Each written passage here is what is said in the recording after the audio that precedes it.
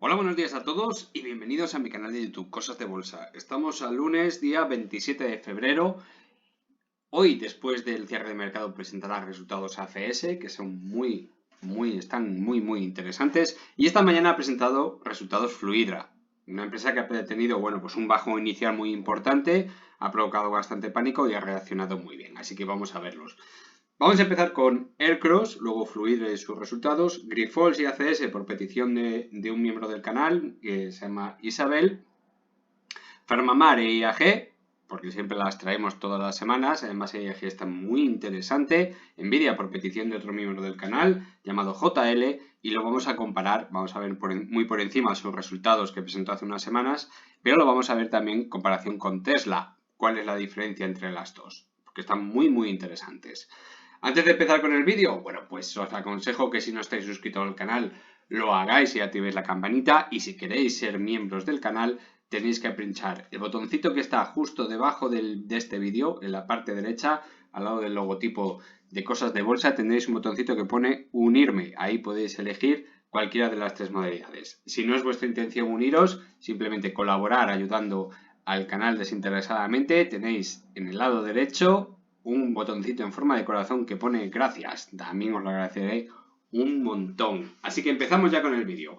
Vemos el cross, donde, después de presentar unos resultados fantásticos y maravillosos, pues la subida inicial esperada no es tan interesante. A partir de que hoy ha tenido pues una vela muy interesante. El otro día me decía alguien que no era capaz de subir de los 4 euros y yo le decía, paciencia con Aircross es una empresa muy lenta, como casi todas, donde no hay mucho volumen diario, no hay mucho intercambio y le cuesta. Pero tú ves el gráfico y ¿qué ves? Pues rotura del 100% del máximo local anterior, el precio se apoya perfectamente en la media de 20 sesiones y en la de 50, tenemos las medias que se han abierto de forma homogénea, apuntando hacia arriba, le cuesta un poquito más la de 200 sesiones. Bueno, el volumen ha crecido un poquito por encima de lo normal en las últimas sesiones. Todo indica a que quiere ir a buscar el 138.2. Y todo indica, porque esto ya sabéis que son probabilidades. Que nadie os venda que hay certezas o que hay indicadores mejores que otro. Todo lo contrario. Para mí toda la información es buena y todos de forma aislada son malísimos. Casi ninguno acierta. Pero cuando tú eres capaz de combinarlos todos, sacarle jugo a cada uno, en cada situación y para cada empresa, pues cuando agudizas un poquito el ojo, te das cuenta que ciertos indicadores, pues cuando los mezclas, aunque no te está indicando directamente subida positiva, sí te está indicando que hay mucho interés. Y esto es lo que le está pasando a Aircross. Directamente yo apostaría por una subida a 4 euros con 65, entre 4,67 y 4,65, que es por donde pasa el 138.2. Y os recuerdo una vez más, probabilidades, ¿vale? No son certezas, probabilidades, pero probabilidades altas. Así que Aircross para mí está de enhorabuena. Tenemos todos los síntomas de fuerza compradora. No hay divergencias ni alcistas ni bajistas, ni en el MAC ni en el RSI, con lo cual, vía libre, a esperar. Ahí se queda Aircross a que toque niveles más lógicos con respecto a esos resultados que ha tenido. No puede ser que una empresa capitalice 380 millones cuando gana 65. Es totalmente ilógico, totalmente ilógico. Fluidra, pues hoy Fluidra ha tenido un sustito a primera hora después de presentar los resultados, donde caía con mucha fuerza. Fijaros que perdía los 16,50 euros, los 16 euros y llegaba a tocar los 15,26 euros. Una auténtica salvajada. Los resultados no han sido malos, ahora los vamos a ver. Y ahora sube con fuerza. Menuda envoltura alcista que le está dejando la vela del viernes. Y pues mira, se ha parado justo en la media de 200 sesiones, donde el precio ya empieza a estrecharse entre las medias. Poco más podemos decir. Poco más. El técnico ahora mismo está muy flojito. Estamos en una trayectoria ascendente donde podemos ver, pues esta triangulación, donde dudo horrores que respete esta línea de tendencia. Vamos a comprobarlo. Ahí está, efectivamente la ha respetado. Pero esta línea de tendencia en realidad pertenece a la triangulación, pero parece ser que el precio se está comportando muy bien a través de ella. Vamos a dejarla así, que yo no soy muy amigo de crear líneas de tendencia así a lo tonto, pero vamos a dejarlo ahí para ver en las próximas semanas si la respeta o no. Si es así, tiene pinta de ser una muy buena línea de tendencia, porque no es una línea de tendencia muy agresiva, todo lo contrario, es incluso más tendida que el canal bajista, con lo cual es muy buena señal, porque irá lento, pero irá seguro, y eso es lo importante. Aunque ya se empieza a vislumbrar un canal alcista. Vamos a esperar al siguiente máximo. Si lo realiza el siguiente máximo y corrige, ya podremos estar pendientes de realizar ese canal alcista que tiene pinta de ser muy bonito.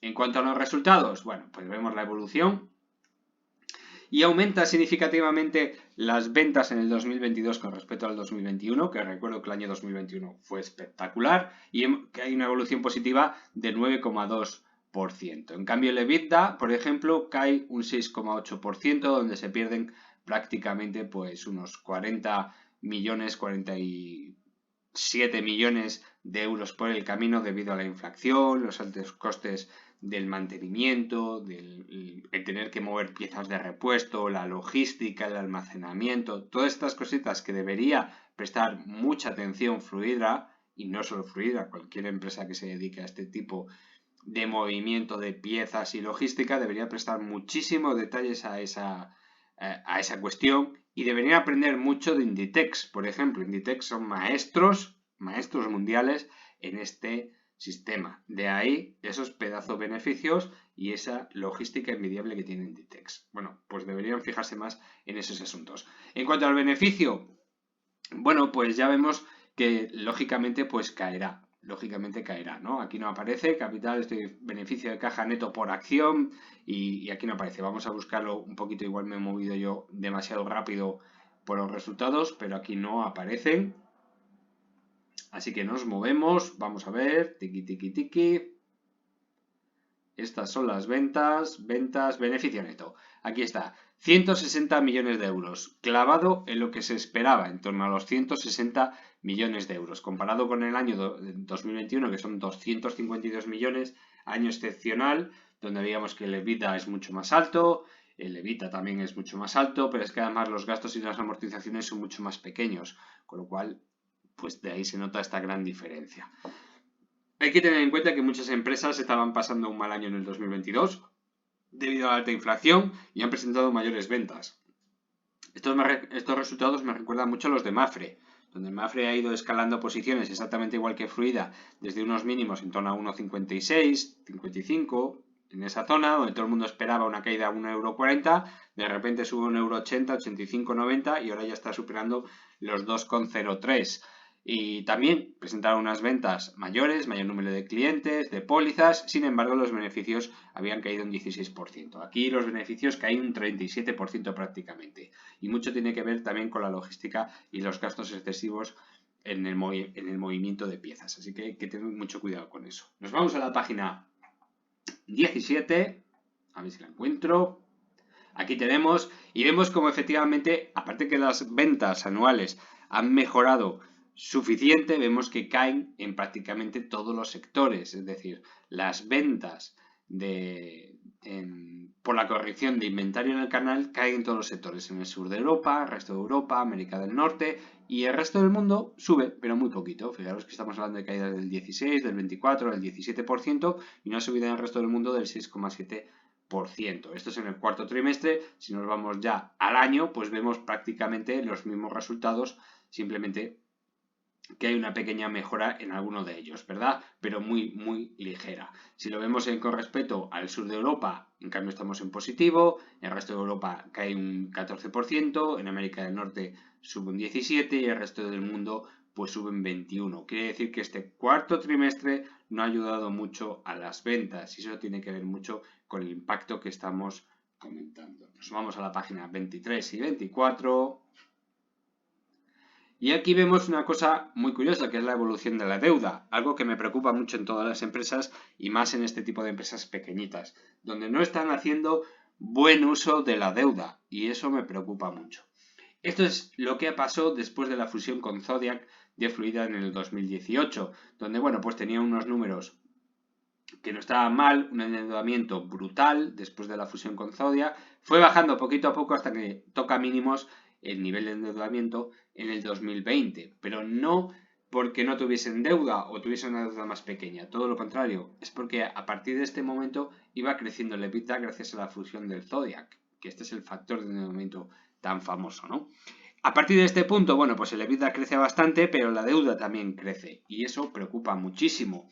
Fijaros cómo en la página 24 tenemos la hoja de pasivos, donde el pasivo, a ver si lo encuentro, pasivo, total pasivo no corriente, desde el diciembre de 2021 hasta diciembre de 2022 sube en prácticamente 450 millones de euros. Y eso es muy preocupante. Total pasivo corriente se reduce desde 800 hasta 562. Prácticamente son 240 millones de reducción del pasivo corriente para este año. Es decir, el pasivo que se va a pagar en los próximos 12 meses. Quiere decir que el pasivo total ha aumentado en torno a unos 200 millones de euros. Y eso es muy preocupante. Me alegro que no sea corriente porque quiere decir que los próximos 12 meses seguramente no tenga problemas para hacer frente a ese pasivo, pero sí me preocupa porque aumenta el pasivo total y eso no es bueno para este tipo de empresas. Acordaros que factura 2.200, espera que lo pongo, vámonos a la página inicial. No quiero perderme los datos ni tampoco inventármelos. Ventas totales, factura 2.400 millones prácticamente, 2.400 millones. Se le queda una EBITDA de 512, pero es que el beneficio son 160. Es decir, tenemos un beneficio que sí, a bote pronto, en menos de 10 años podría pagarse si este beneficio se congelase. Nada que ver con otras empresas que hemos traído con 22 años, 16 años y demás, donde sí me preocupaban bastante. Pero es una empresa medianamente pequeña, vamos a dejarlo en medianamente pequeña, donde el beneficio, las ventas, perdón, están creciendo de forma lineal, pero el beneficio ha retrocedido, ¿vale? No es culpa suya, apenas ha retrocedido. Y el 2023 se espera que sea un año duro, así que cuidado con Fluidra, aunque para mí el aspecto técnico es muy positivo. Grifols es algo que me ha sorprendido muchísimo, donde la esperábamos mucho más abajo, donde ha tenido una parada en unos niveles un poquito ilógicos, precios redondos en torno a los 8 euros. Y bueno, pues simplemente buenas noticias de Estados Unidos, que luego no fueron tal.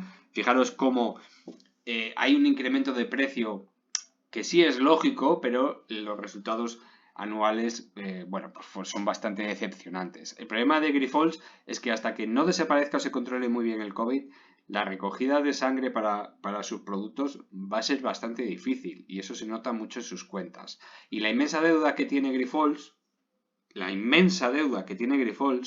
y además los bonos que tiene por pagar, que no sé si eran a partir de 2028 o 2029, pues vaya tela con la deuda de Grifols y no están haciendo mucho por controlarla. Y esto en un futuro traerá graves problemas como en Telefónica. Si además lo juntamos con un año 2021 y 2022 pésimos y la falta de recuperación en este año, posiblemente en este año 2023, bueno, pues entonces tenemos todos los ingredientes para una caída fuerte en el valor de Grifols. Fuerte en el valor de Grifols. Y fijaros que no hemos salido de esta línea de tendencia bajista. Estamos hablando de una empresa también extremadamente lenta. Fijaros que para llegar a estos niveles, la tremenda subida que llevamos desde aquí, 2010. ¿Vale? Estamos hablando de 2010 hasta el 2020 en un ciclo que podríamos decir claramente alcista, donde tenemos lógicamente paradas, pero bueno, son paradas de 2 años, pero al final va marcando los máximos crecientes. Y este descenso, bueno, pues vamos ya para casi 3 años. Perdón, para más de 3 años. Vamos ya para el cuarto año, comenzando ya el cuarto año. Con lo cual, bueno, pues es muy lógico que la gente está un poquito aburrida de este descenso. Normal, pero es que es una empresa extremadamente lenta. No ha cambiado absolutamente nada, tenemos máximos decrecientes, mínimos decrecientes, la estructura de la empresa es la que es, los resultados fueron los que fueron y seguimos por un mal camino. Aunque tenga estos repuntes, no tiene nada que ver con una muy buena recuperación de los fundamentales, nada que ver. Con lo cual, desde mi punto de vista, Grifols ahora mismo es un suicidio estar dentro. Habría que haber perdido la confianza en cuanto después de la recuperación del 38.2 rebotara y no fuese capaz de subir ni siquiera hasta el 61.8. Aquí en este punto pues marcaba ya unas debilidades tremendas. Este era el punto óptimo de salida de Grifols, en torno pues a los 19 euros esperando un toque al 61.8 que nunca llegó. ACS, ya sabéis que hoy presenta resultados al cierre del mercado. Y bueno, dicho lo mismo que Aircross, una vez que rompes los máximos, bueno, pues simplemente tienes que esperar a que vaya a buscar el 138.2. ¿Se está enfriando la cosa? No, yo no la veo muy fría. Veo un comportamiento muy óptimo donde, bueno, pues vemos el precio como va acompañando a la media de 20 sesiones, tocadita la de 50 sesiones, vuelta a subir, vuelta a tocar la de 50 sesiones, baja la zona intermedia entre la de 50 y la de 100. Bueno, siguen un camino alcista, mínimos crecientes, máximos hasta aquí crecientes. Y hasta aquí está marcando cierto estancamiento en el precio de los 28,2 euros. Seguramente tenga mucho que ver con la espera a la presentación de resultados. Si son muy buenos, ya sabemos que el 138.2 está prácticamente asegurado. Estamos hablando de un precio redondo en torno a los 30 euros, con lo cual simplemente toca esperar para los inversores de ACS. Nada malo que decir. Acordaos que con el pago de los 4.900 millones de euros que tuvieron en la cuenta por la venta de aquella filial, tienen la deuda saldada, por así decirlo. Tienen caja positiva neta. Es decir, tienen bastante más dinero que lo que deben. Con lo cual, desde mi punto de vista, si empezasen a deshacerse de deuda de pasivo corriente, es decir, la pasivo de los 12 primeros meses, ya veremos los resultados que nos presentan en 2022, sería algo bastante bueno. Ya sabéis que tener demasiada deuda con los tipos de interés que estamos viviendo, que les queda mínimo 2 subidas más y lo quieren colocar seguramente por encima del 5 porque están viendo en Estados Unidos que no son capaces de controlar la inflación con esa subida de 2 décimas, bueno, pues es muy peligroso estar en empresas con deuda grande. Así que, desde mi punto de vista, que yo no soy nadie para dar consejos a nadie, yo controlaría bastante la deuda. Farmamar es esas empresas que tienen menos deuda que lo que tiene en caja, bastante menos deuda que lo que tiene en caja, y mañana 28 presenta resultados seguramente a cierre de mercado. Unos resultados que espero por el bien de todos no sean ficticios, aunque me temo una vez más que, bueno, ya sabéis cómo va este asunto, ¿no? Presentamos resultados antes que Jazz, por lo tanto tenemos que mentir en los números. Después presentará Jazz, luego tendremos que presentar otra vez los datos, porque los datos anuales están obligados a presentarlos de forma fehaciente. No nos pueden engañar en eso. El resto de los trimestres, bueno, pues vamos a pensar y mirar para otro lado que luego no nos corrijan esos datos. Es muy feo por parte de la empresa, pero funcionan así. El problema del estudio de Aplidin, haberlo cancelado antes de tiempo por falta de pacientes, que alguna persona me ha corregido y han dicho, no, lo han cerrado por falta de pacientes. Digo, sí, lo han cerrado por falta de pacientes, por supuesto. Yo no estoy diciendo que sea malo el producto, ni muchísimo menos. Y no estoy diciendo que no sea eficaz. Tenemos muchísimos estudios que lo avalan, muchísimos profesionales de nivel mundial que lo avalan, pero otra cosa muy diferente es que tú seas capaz de demostrarlo y que te dejen demostrarlo. Tú puedes tener el mejor producto del mundo que si tú no eres capaz de demostrarlo o no te dejan demostrarlo, no vale para nada ni vale nada. No vale absolutamente nada. Hemos visto farmacéuticas más como Pfizer que se está mostrando muchísimo interés por farmacéuticas pequeñitas donde pagan auténticas millonadas y aquí no estamos teniendo ningún tipo de oferta ni muchísimo menos. Es más, no me atrevo a decirlo porque no sé si es verdad, pero es posible que nuestro CEO, bueno, pues no que nos haya mentido, que estaría muy feo decirlo desde aquí, que nos haya mentido, pero que algún dato tergiversado pues sí ha soltado por la boca. Porque si no recuerdo mal, dijo que había 210 pacientes reclutados para el estudio de Neptuno y luego pasaron a ser prácticamente la mitad, ¿vale? Que deberían haber sido en 305 y por el cierre del estudio el único dato que tenemos es que se han tratado 205 pacientes, con lo cual hay 100 pacientes que faltan en algún momento. No sé si que has tenido en cuenta otros números de otra fase 2 o de fase 1 o se refería, no lo sabemos, pero los datos no coinciden.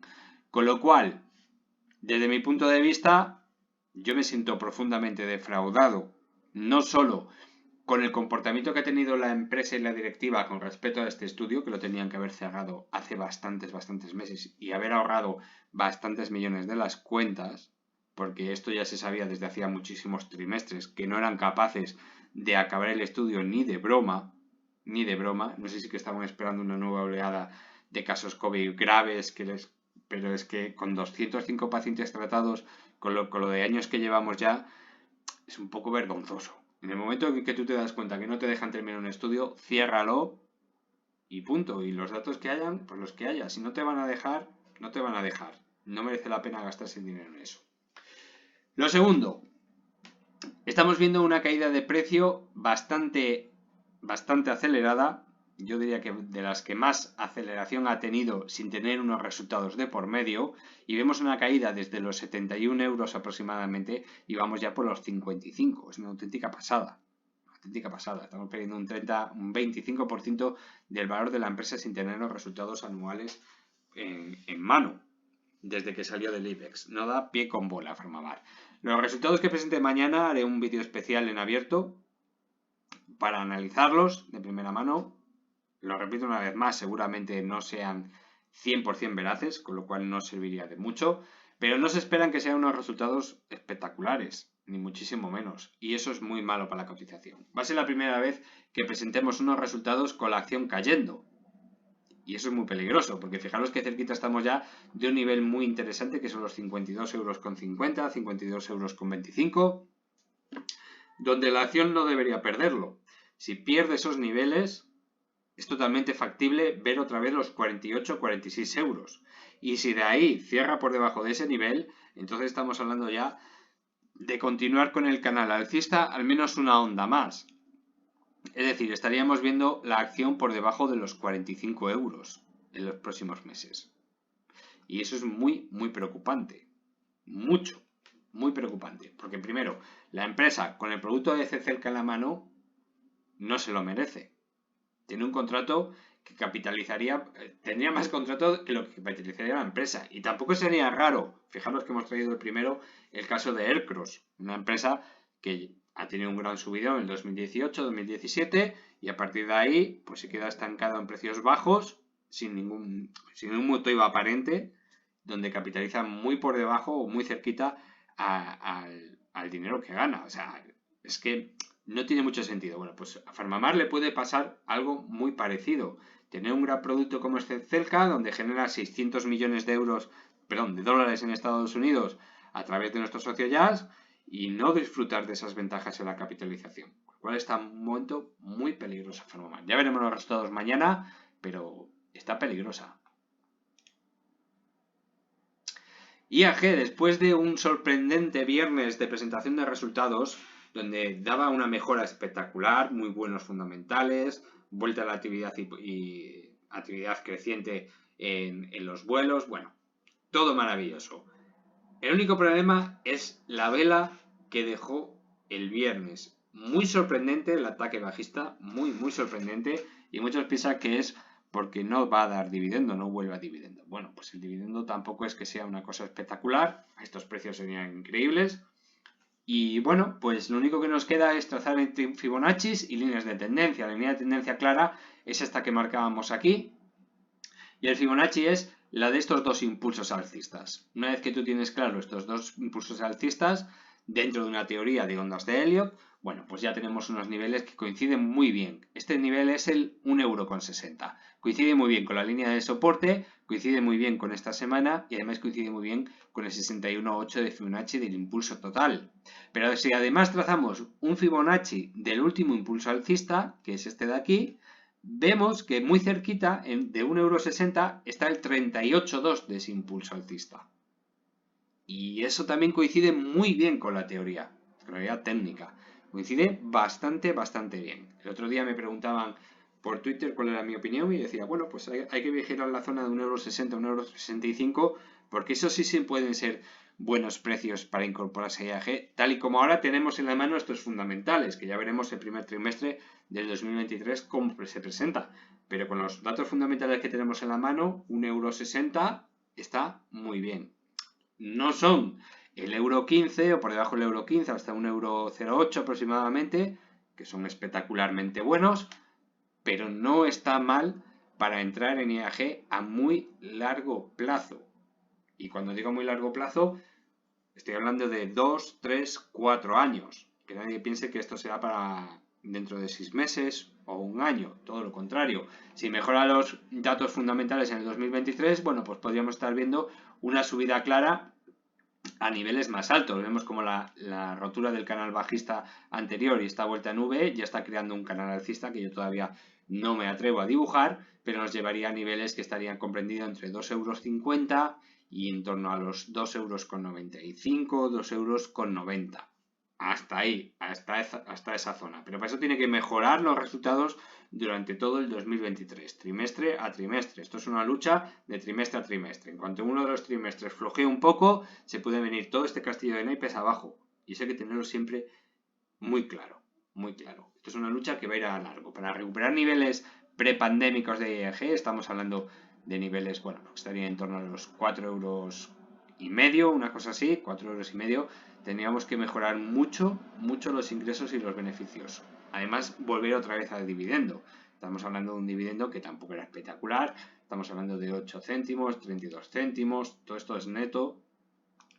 8 céntimos, 8 céntimos, 7 céntimos. Bueno, pues están viendo un dividendo que tampoco es para tirar cohetes. Pasa que de vez en cuando entregaba un dividendo extraordinario, fantástico y maravilloso, pero poco más. Así que, como veis, queda bastante tiempo. Por eso digo que entrar 1,60 €, 1,65 € si lo llega a tocar, tampoco son precios altos para IAG, tal y como tenemos los fundamentales ahora. Siempre y cuando esperemos, como mínimo, una subida hasta 2,50 €, donde ya, bueno, pues son 90 céntimos por acción.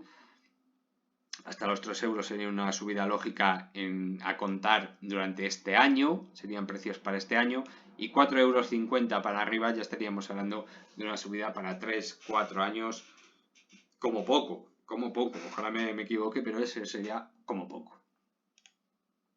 Vamos ahora con Nvidia, que nos lo pedía nuestro amigo JL, miembro del canal, y bueno, pues recordaos una vez más que si queréis ser miembros del canal, lo único que tenéis que hacer es apretar el botón de unirme, está al lado del logotipo del canal, y ahí tenéis 3 modalidades diferentes, o simplemente dando gracias al canal, colaborando con el canal, que aquí tenéis el corazoncito, a mano derecha, abajo en la descripción tenéis el corazoncito, y ahí también colaboréis con el canal.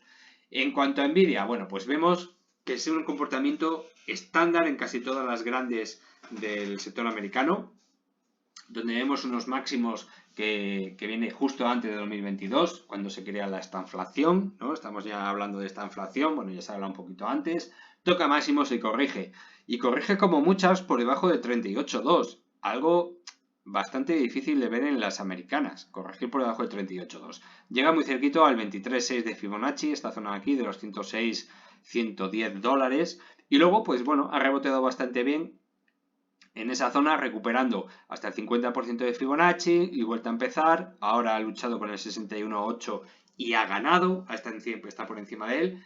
Y bueno, porque ha presentado unos resultados, pues mira, por ejemplo, en esta noticia es de Bankinter y dice: resultados de Nvidia del cuarto trimestre de 2022 mejores de lo esperado y buen guidance para el próximo trimestre, con lo cual va viento en popa. Los resultados del cuarto trimestre de 2022 mejoran lo esperado y buen guidance para el próximo trimestre. Las acciones subieron en el aftermarket un 9%. Las ventas, bueno, pues suben ligeramente, unos 30 millones de dólares, situando en 6.051 millones de dólares. El EBIT se sitúa en 2.224 millones de dólares frente a 2.188 y el beneficio neto se sitúa en 2.174 millones de dólares frente a los 2.005 millones. Fijaros que con una subida tan solo de 30 millones en los ingresos, en las ventas totales, el beneficio neto por acción, el beneficio neto atribuido sube en prácticamente 170 millones de dólares. Estamos hablando de los datos del cuarto trimestre, con lo cual son datos muy buenos, muy buenos. De ahí, bueno, pues esta apertura con este gap tan tremendo, un volumen muy generoso, así que todo apunta a que va a ir a volver a luchar contra los máximos actuales de 335 dólares. Todo apunta, no será mañana, ni dentro de 2 semanas, ni dentro de a lo mejor 2 meses. Pero todo apunta a que se encamina a esos 135 dólares. Si lo supera, pues ya sabéis la teoría, 138,2, es decir, estamos hablando, espero no equivocarme, voy a comprobarlo. Este es el 161,8, voy a modificarlo ahora mismo en directo aquí en el canal. Vamos a modificarlo. Por ejemplo, vamos a utilizar este numerito de aquí. 1,382. Correcto, ya aparece un nuevo nivel. Estaríamos hablando de 450 dólares por acción. Tampoco esperéis que sea una inversión por dividendo, porque como veis estaba entregando 4 céntimos netos al trimestre por acción. Estamos hablando de prácticamente, pues fijaros, 4 céntimos, 8 céntimos, 12 céntimos, 16 céntimos, aproximadamente unos 16 céntimos a una acción que está valorada ahora mismo en 238 dólares, con lo cual el dividendo es prácticamente inexistente, es simplemente circunstancial, nada más. Simplemente por decir tenemos un pequeño dividendo, no vale absolutamente para nada. Pero estamos hablando de una acción que se ha comportado de forma alcista gracias a los fundamentales, con una corrección gracias a ese comportamiento de los tipos de interés, bueno, pues falta de confianza. Fijaros qué buena oportunidad el perder el 38.2. El comportamiento lógico por un accionista como nosotros, a nuestro nivel, era comprar en 38.2, es decir, en 148 dólares. Y tener la confianza suficiente de hablar de una empresa que tiene dividendo pero muy pequeño, fundamentales buenos y sostenidos, con un empeoramiento circunstancial del precio de la acción que no es directamente culpa de la empresa, simplemente es culpa de la macroeconomía. Este es el claro ejemplo de una empresa en la que hay que comprar y confiar. Niveles lógicos, pues intentaremos ver lo que pasa al 50%, si pierde 50% ya nos esperamos a 38.2, aquí donde ponemos el primer paquete, seguimos esperando, pasan los meses, pierde 38.2, miramos de quién es la culpa, no es culpa de la empresa, es culpa de los macros. Siguiente paquete, cerca del 23.6, en esta zona aquí de los 106. ¿Vemos que rebota un poco antes? Pues compramos. Siguiente paquete en esta zona, 115, donde nos haya dejado entrar. Con medias, bueno, pues fijaros, al comprar mitad y mitad, pues tendríamos precios de 135 dólares. Simplemente toca esperar. Y si queremos meter un paquete más, sería en la corrección de esta onda de Elliott.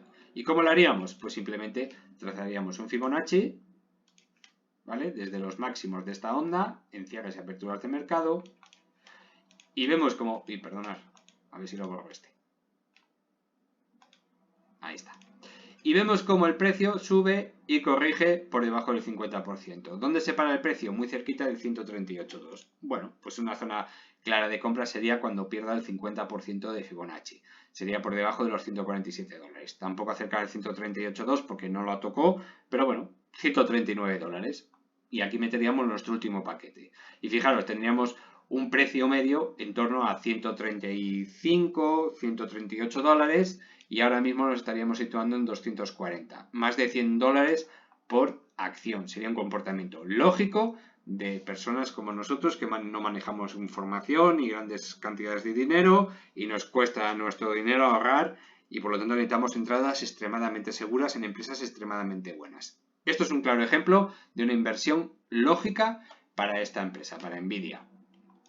¿Qué pasa con Tesla? Tesla no está exactamente igual, el comportamiento es muy parecido. Fijaros que toca máximos también a finales de 2021, cercano ya al 2022. Presenta un canal bajista muy parecido al de esta empresa. Pierde el 38.2, aquí podríamos pensar ya en una entrada estratégica. Toca el 23.6, otra entrada estratégica. Pero fijaros, no es el mismo comportamiento. Este canal está mucho más tendido y por lo tanto estamos dentro de ese canal bajista. Por lo tanto, cualquier entrada en 38.2 y 23.6, pues sus proyecciones son muy bajas. Estaríamos hablando de esta parte del canal bajista, en torno a 232 dólares. Que ya es bastante, ¿eh? Desde los 100 dólares que se podría comprar hasta aquí, estamos hablando de un 130%. Pero claro, aquí estamos hablando para entradas a largo. Y está muy, muy lejos de tener un nivel de recuperación. Fijaros cómo este canal es mucho más descendente, toca los máximos anteriores, corrige, lo supera con creces y se va a buscar un nivel lógico de Fibonacci. Tesla no ha hecho eso. Tesla no ha superado los máximos anteriores. Ni siquiera se ha acercado. Fijaros que estamos hablando de 232 dólares y se ha quedado en 213, bastante lejos de esos máximos anteriores. Con lo cual Tesla sigue por un canal bajista. Lo traía como comparación porque no es lo mismo el comportamiento que ha tenido Nvidia y Tesla. Que son parecidos, no son exactamente lo mismo. Y Tesla, a pesar de un volumen brutal del crecimiento en esta zona, seguramente tenga un toque bajista todavía la parte baja del canal. Seguramente, porque estas son probabilidades. Bueno, pues hasta aquí el vídeo de hoy. Espero que os haya gustado. Si es así, dadle un like, compartir en las redes sociales Y si os apetece uniros al canal, ya sabéis, tenéis el botón de unirse ahí, o simplemente si queréis colaborar aportando un pequeño cariño al canal porque os haya ayudado, pues tenéis el botón de gracias. Muchas gracias por verme, un saludo a todos y pasad buena tarde. Chao.